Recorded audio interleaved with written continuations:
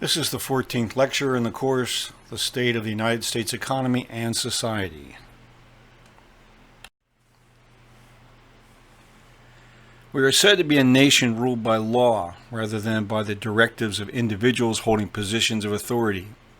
For differing reasons, many of us argue that our system of laws violates fundamental human rights, or the laws are inconsistently enforced. The erosion of respect for the law and for those charged with enforcement of law has exposed serious cracks in the American system.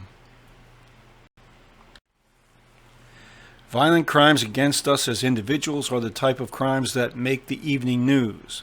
Families are often devastated by these acts, and as a society there is no disagreement that penalties need to be strong. FBI data released in September of 2018 indicated that violent crime fell in 2017 and again in 2018. It is noteworthy that about 73% of murders are committed with guns, a proportion that has been increasing yearly. Aggravated assault is the most common type of violent crime committed in the United States, followed by robbery. Homicide accounted for about 5 cases out of 100,000. The state with the lowest violent crime is Maine. Alaskans experience the highest rate of violent crime every year. Proponents of gun ownership or of gun control can argue over the impact guns have on violent crimes. What economists know is that the sale of guns, other weapons, and ammunition has become an important part of the security-focused economy. Surveys indicate that the percent of individuals who own guns has been falling and is probably somewhere between 38 and 46%. Guns are good for GDP, not so good for building social cohesion. 3 of every 100,000 Americans are killed by guns each year. Around 16,000 people require medical attention annually from gun-related injuries. Every year, around 21,000 people, 1/2 of the total, commit suicide using a firearm. This chart seems to confirm what gun ownership proponents suggest, that the expanded private ownership of firearms results in a significant reduction in the use of firearms resulting in a homicide. However, before one reaches that conclusion, more detail is needed. For example, surveys of Texans indicate that 44% of gun owners own 2 to 5 guns. 1 in 5 Texan gun owners own more than 5 guns. What other factors might contribute to the decline in gun homicides? Aging of the population is one to consider. A widespread perception is that Black and Latino men are the most frequent perpetrators of violent crime in the United States. The U.S. Department of Justice statistics indicate that about 2 in 100 black men actually commit a violent crime in any given year. Among the urban poor, black-on-black assaults occur at a rate of 51 per 1,000, while white-on-white assaults occur at the rate of 56 per 1,000. A 2016 report of crime and race by Edwin Rubenstein of the New Century Foundation analyzed police reports and surveyed victims and witnesses, concluding, there are dramatic race differences in crime rates. Asians have the lowest rates, followed by whites and then Hispanics. Blacks have notably high crime rates. This pattern holds true for virtually all crime categories and for virtually all age groups. In 2015, a black person was 2.45 times more likely than a white person to be shot and killed by the police. An Hispanic person was 1.21 times more likely. These figures are well within what would be expected given race differences in crime rates and likelihood to resist arrest. In 2013, of the approximately 660,000 crimes of interracial violence that involve blacks and whites, blacks were the perpetrators 85% of the time. This meant a black person was 27 times more likely to attack a white person than vice versa. An Hispanic was 8 times more likely to attack a white person than vice versa. Property crimes such as burglary and motor vehicle theft also appear to be in long-term decline, falling from an estimated 35.1 million cases in 1993 to 16.8 million in 2013. An analysis of 2017 crime statistics by the New York University Law School confirmed that the downward trend was continuing. There is also the fact that many crimes are not reported to the police. Only 1/3 of property crimes are reported. Most do not result in the arrest, charging, and prosecution of a suspect. An encouraging sign is the decline in the number of youths arrested as well as those eventually confined in correctional facilities. More young persons found guilty of committing a crime are now confined separately from adults. However, there is a significant disparity based on race and skin color. Black youth are 8.6 times more likely to receive an adult prison sentence for similar criminal offenses. The use and abuse of addictive chemical substances ruins many lives. We have spent billions of dollars and incarcerated millions of people for producing, distributing, and consuming these chemicals. These measures have accomplished little except to enrich drug cartels whose members rely on violence to conduct their activities. Nor have educational efforts been effective. On the one hand, there are millions of existing and potential users of drugs who succumb to their use. And on the supply side, there are the enormous profits to be made by people who control the supply and distribution. A 1999 investigation by the PBS program Frontline concluded as follows. Globalization hit organized crime over the last decade and now is integral to its most profitable business, the international narcotics traffic. Once a regional problem involving a customer base of a few million and barely $1 billion in sales, the illegal drug industry is now a worldwide enterprise with tens of millions of hardcore consumers spending hundreds of billions on opiates, cocaine, and amphetamines and marijuana, as well as other drugs. Fast forward to 2019, and the problems of addiction affect every community and almost every family. A 2014 report generated by the RAND Corporation for the U.S. White House Office of National Drug Control Policy adds this. Drug users in the United States spend on the order of $100 billion annually on all four drugs in 2010 dollars. This figure has been stable over the decade, but there have been important shifts in the drugs being purchased. The Centers for Disease Control and Prevention reports that opioids, including prescription opioids, heroin, and fentanyl, killed more than 42,000 people in 2016 out of a total of 63,600 deaths caused by drug overdose. Some 40% of all overdose deaths involved a prescription opioid.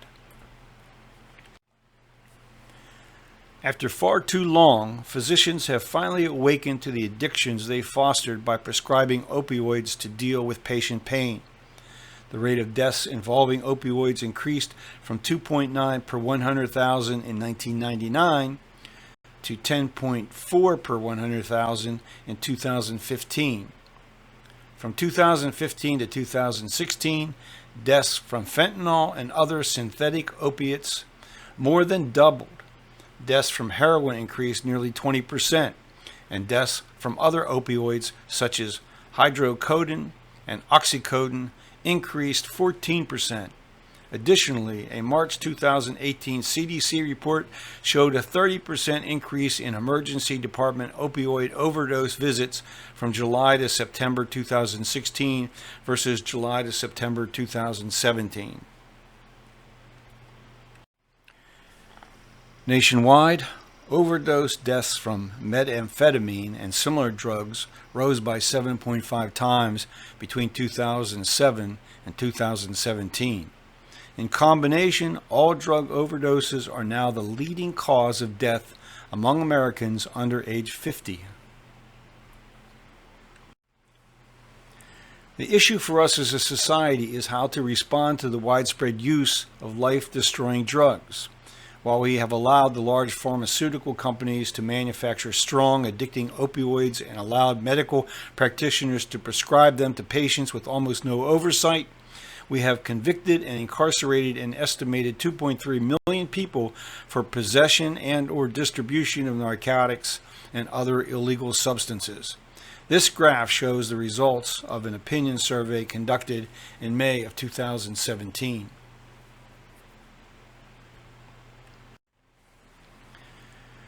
After taking office, the now former Attorney General Jeff Sessions remained convinced that the criminal justice system and long prison sentences are the appropriate societal response. One former federal prosecutor, David Sklansky, responded, "It can't be emphasized enough that the direction they're pointing is 180 degrees wrong. Mandatory minimums have had a terrible effect on the American criminal justice system, and we need to retreat further from their use, not return to the patterns of usage a decade ago."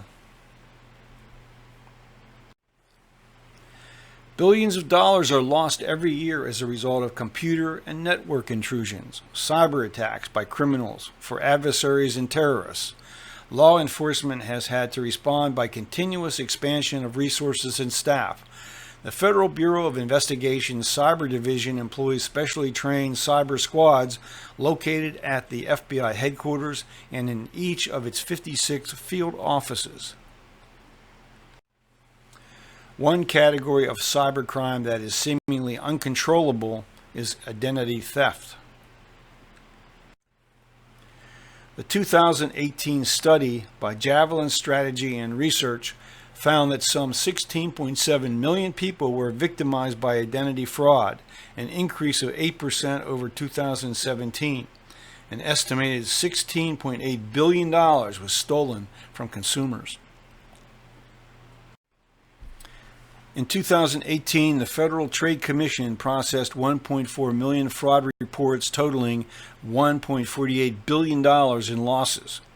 Credit card fraud was most prevalent in identity theft cases.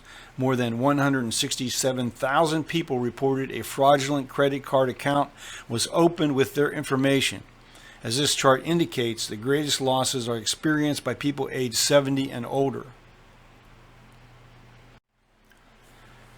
The sad state of affairs is that we are victimized by a wide and growing range of identity theft and internet-based crimes. One has to question the ethical basis of our relations with one another and why such a large number of people are drawn to this behavior. In part, it comes down to what the American political economist Henry George observed about us late in the 19th century. George wrote, "This disposition of men to seek the satisfaction of their desires with the minimum exertion is so universal and unfailing that it constitutes one of those invariable sequences that we denominate laws of nature, and which we may safely reason."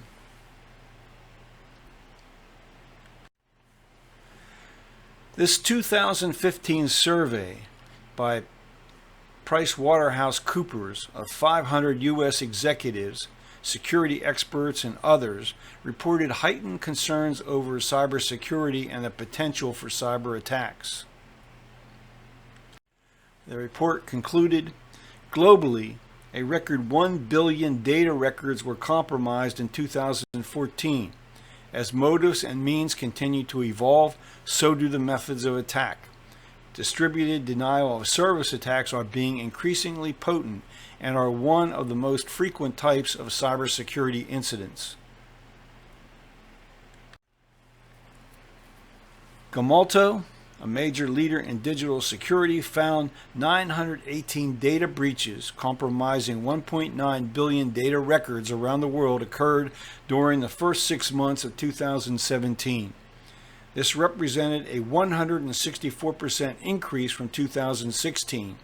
In May, a ransomware virus affected 200,000 victims in 150 countries. And then there was the Equifax revelation that information on 143 million Americans was compromised in 2017. A 2018 cost of a data breach study by Ponemon Institute found that the global average cost of a data breach was up 6.4% over 2017 to $3.86 million. The average cost for each lost or stolen record containing sensitive and confidential information also increased by 4.8% year over year to $148. Experts in cybercrime forecast that the damage will cost $6 trillion annually by 2021, doubling the cost incurred in 2015. In response, spending on cybersecurity rose to $86.4 billion in 2017, $114 billion in 2018. Statista reports the U.S. spent $66 billion on cybersecurity in 2018, up from $54.8 billion in 2016. Decisions are regularly made by top executives of corporations and other businesses to circumvent or directly violate existing laws and regulations in their quest for profits and personal financial gain. In this sense, the actions of some business leaders result in public harm as or more devastating than the activities of what we think of as organized criminal enterprises. The organization HavocsScope gathers the statistics on a long list of illegal or black market commerce. Here is a list of the dollar volume of some of these activities. These figures reveal the extent to which people are engaged in illegal activities, many of which violate fundamental human rights and are environmentally destructive. The list of serious corporate crimes identified and prosecuted continues to grow. British Petroleum paid $20 billion in 2015 to settle civil charges relating to the Deepwater Horizon disaster. $4 billion paid in criminal penalties. Volkswagen was penalized $2.8 billion for purposely building a diesel engine equipped with software to misreport greenhouse gas emissions. U.S. banks were fined $200 billion for their role in the financial crisis.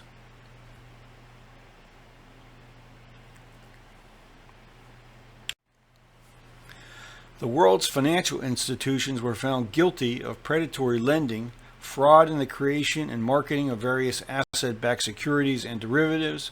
Bank of America got into trouble for the practice of robo-signing in connection with foreclosure actions and for predatory practices under the government's Home Affordable Modification Program, as described by journalist David Dayen in 2013. The government's Home Affordable Modification Program, which gave banks cash incentives to modify loans under certain standards, was supposed to streamline the process and help up to 4 million struggling homeowners. In reality, Bank of America used it as a tool to squeeze as much money as possible out of struggling borrowers before eventually foreclosing on them. Bank executives and managers have hardly blinked.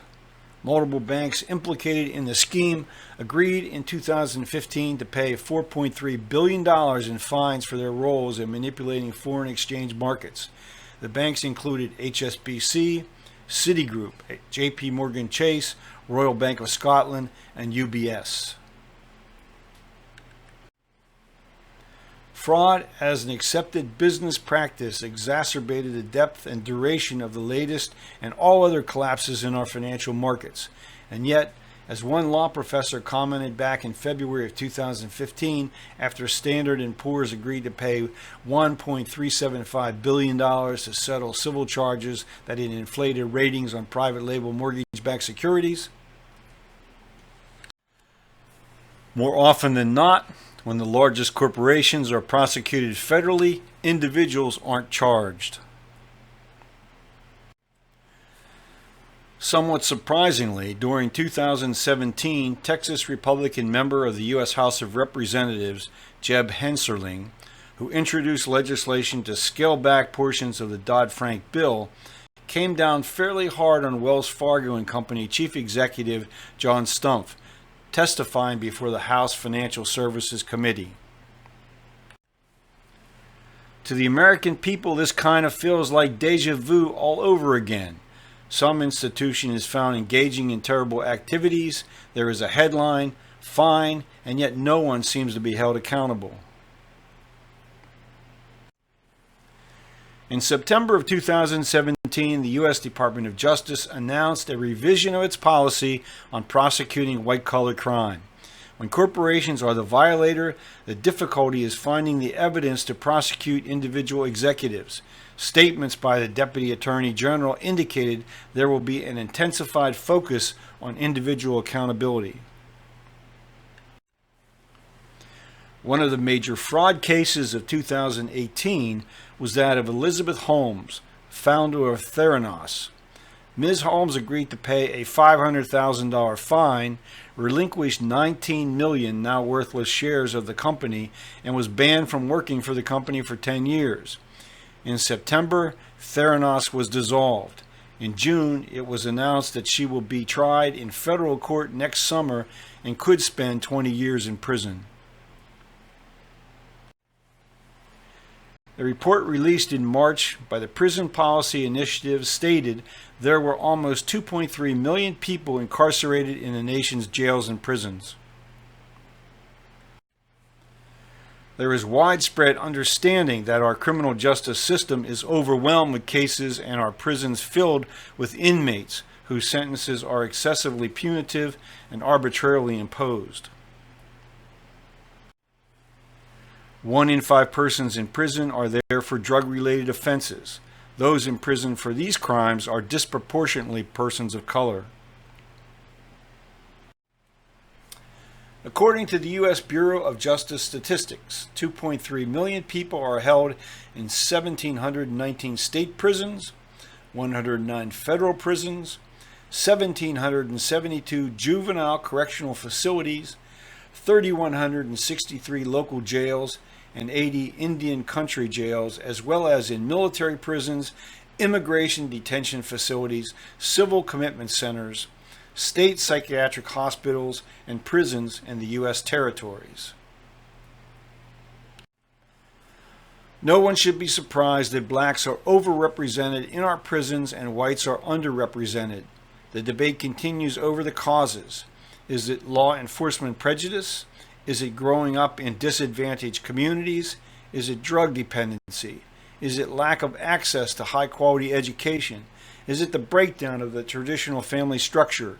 Most likely the causes are all of the above and more. The largest prison in the United States is the Los Angeles County Jail, with an annual budget of more than $700 million and an inmate population of between 17,000 and 20,000. A 2016 study by Washington University in St. Louis put the cost of incarceration in the United States at over $1 trillion. This figure includes not merely the amount spent on incarceration, but the costs absorbed by incarcerating persons, families, children, and communities. The study found that for every dollar in corrections cost, incarceration generates an additional $10 in social costs. Perhaps the greatest challenge we face is one we cannot deal with without strong international cooperation, the crisis with the environment. This we will examine next.